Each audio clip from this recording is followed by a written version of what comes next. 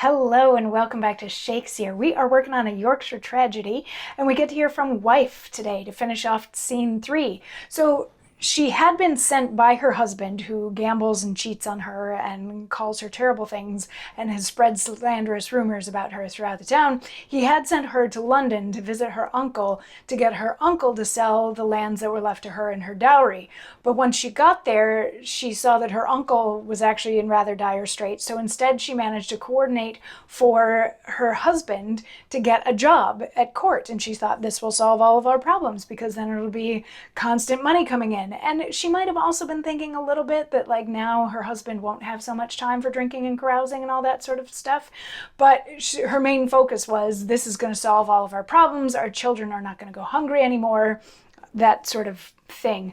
So she comes home all happy, ready to share this with her husband. And when she does share this news with her husband, he goes off the rails because he would rather consider himself a man of leisure than a working man. So he is horrifically offended, first of all, that she told people that they're having financial problems. And in yesterday's monologue, she was like, no, I didn't say anything that anybody knew. They knew before I even got there. And he's also upset about the fact that he would now have to work.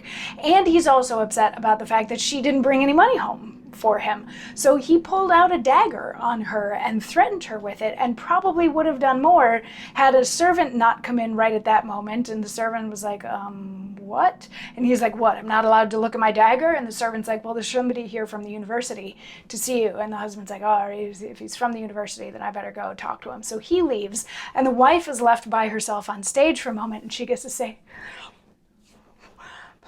was ever wife so wretchedly beset? Had not this news stepped in between the point and offered violence unto my breast? That which some women call great misery would show but little here, would scarce be seen among my miseries.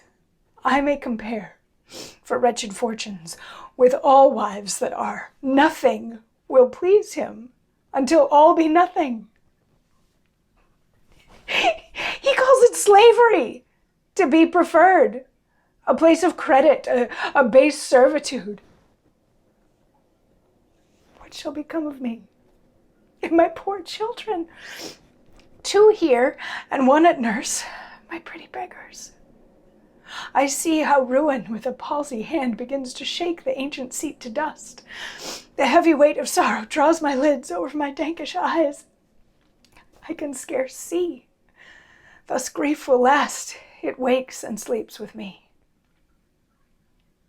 So she's terrified and devastated is what's going on here. She knows in her heart that had the servant not walked in, her husband would have killed her just then. She's like, all the silly little things that other women have to deal with that make them miserable, like, don't even register on the scale of my miseries. I have more miseries of a greater magnitude than anybody else.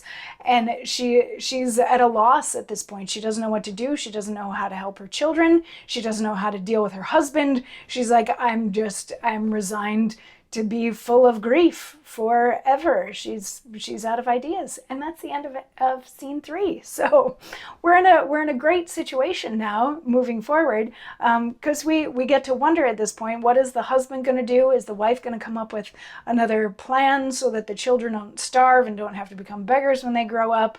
Is the husband ever going to wake up and realize that his behavior is bad? I mean, this is called a Yorkshire tragedy, so we do need some tragedy, some significant tragedy in it before things, and trust me, we'll get it. But come on back tomorrow for more, and we'll figure out exactly how. I'll see you then. Mwah.